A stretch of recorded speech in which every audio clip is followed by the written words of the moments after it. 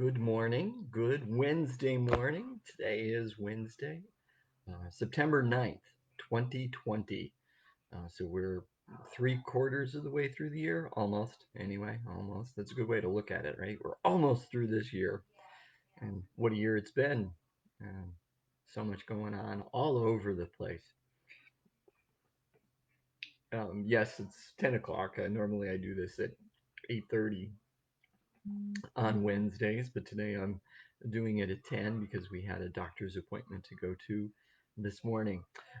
So first off, yeah, talk just gonna mention Sue briefly, and first we're going to say thank you so much for your outpouring of love and concern and care. We both have truly appreciated it. I know it's helped Sue get through these few last few days in particular, and it helps keep things bright when she gets those phone calls and texts and cards and visits and messages on Facebook and Messenger and all that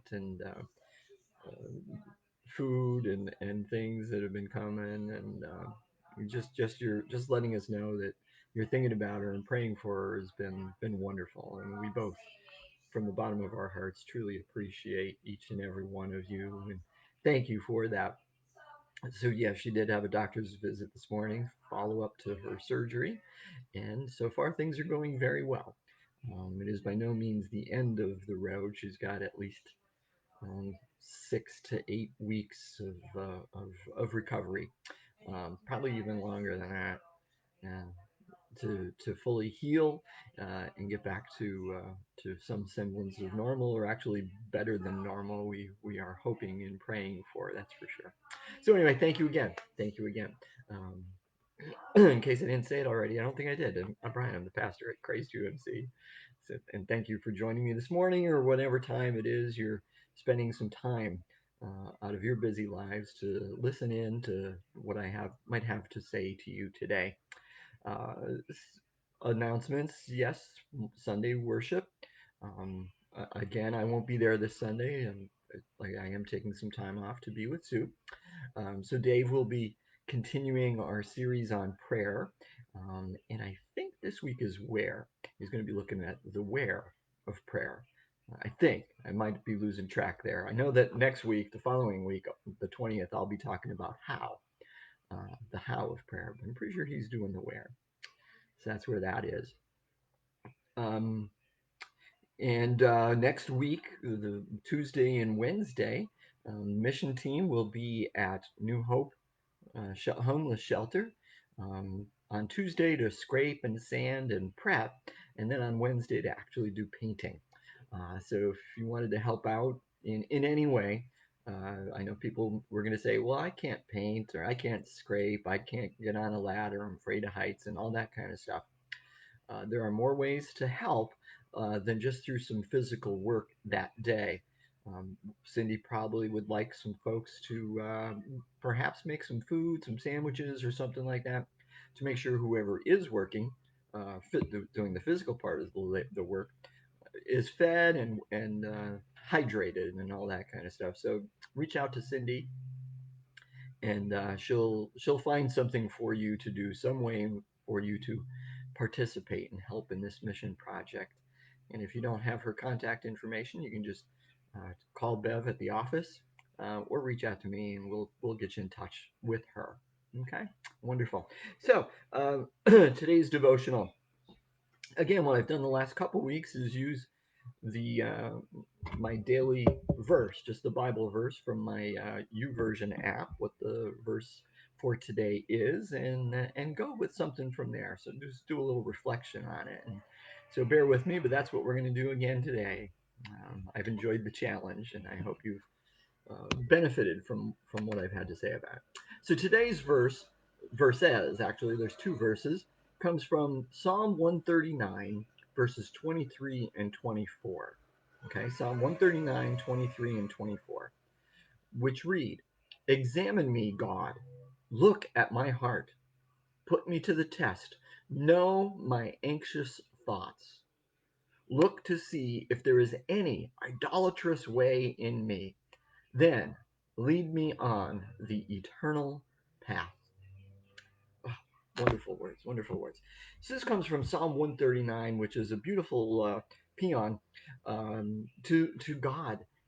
It's a wonderful hymn. It's a wonderful psalm. It's a wonderful poem speaking to God. And these are the final verses of this. It's a 24 verse chapter, verse psalm.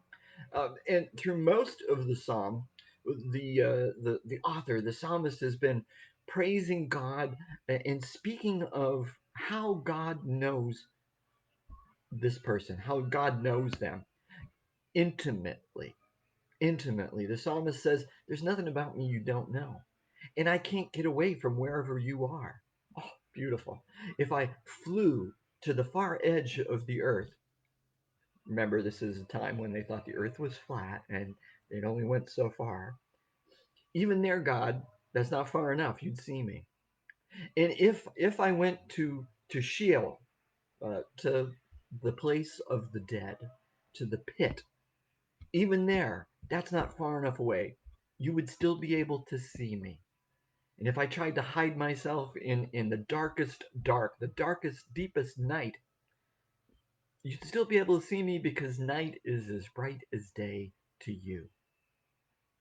The author even says, when I was in my mother's womb, when I was just an embryo being knit together, you knew me. How much more intimate of knowledge of you can there possibly be? That's how intimately God knows you, down to your very atoms. It's a beautiful psalm, and I do encourage you to read the whole thing. Psalm 139, it's one of my favorites. Keeping in mind that there's a troublesome passage in there where it sounds like the author, because again, this comes from a time when theology was, our understanding of God was just at a different place than it is now. And this author thought that each and every day of this person's life was written out beforehand. Well, we don't really believe that, because then what difference do any of our choices make, right? And we can absolve ourselves of any responsibility of wrongdoing. Acknowledging, uh, disassociating ourselves from responsibility is something that humans are very good at. That's for sure. And we don't need any more reasons to not accept responsibility for bad behavior or for making wrong decisions. So don't blame it on God, although this author seems to do that. But other than that, it's a beautiful paean, a beautiful hymn, beautiful psalm, beautiful exaltation of God.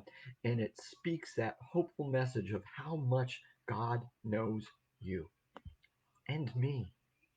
And after all this knowledge, after this understanding that God has of you, the psalmist closes with those words that we read, that I read just now for you, 23 and 24, asking God to examine me, check my heart. Is there anything wrong? Am I doing anything wrong? Put me to the test. So examine me, test me, and finally lead me. Examine, test, lead. Now, why would the psalmist say, examine me, when throughout the whole thing, he or she said, how this is how much God knows me. You know me to my very core, to my essence. God doesn't need to examine us anymore because God already knows everything about us. But perhaps through that examination, we can clearer see who we are and gain some of God's understanding of who we are. And we can see where we do fail. And then we can put our trust in God to lead us on the eternal path.